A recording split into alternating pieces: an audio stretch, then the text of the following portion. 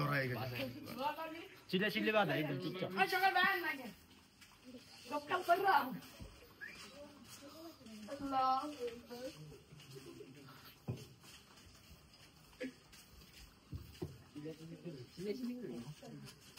আপনি তো বক্তব্য দিবেন না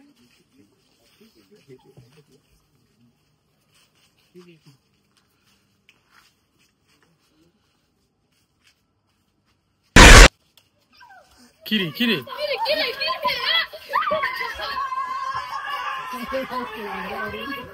আসসালামু আলাইকুম রাজু ভাই ভারত করে দিয়ে মাঠে লাই ধরাই না আয়া কি বুঝাছে আপনি তাড়াতাড়ি বাসাতে বাইরে রাতে 3টা পর্যন্ত লাই ধরে না নাকি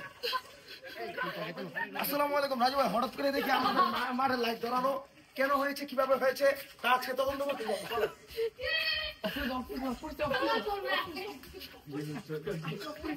রাজু ভাই হঠাৎ করে দেখছি আমরা দিনের ম্যাচ চলতেছে এদিকে যদি একটা বলা এবং আমরা উড়া মুড়ে যেতে পারি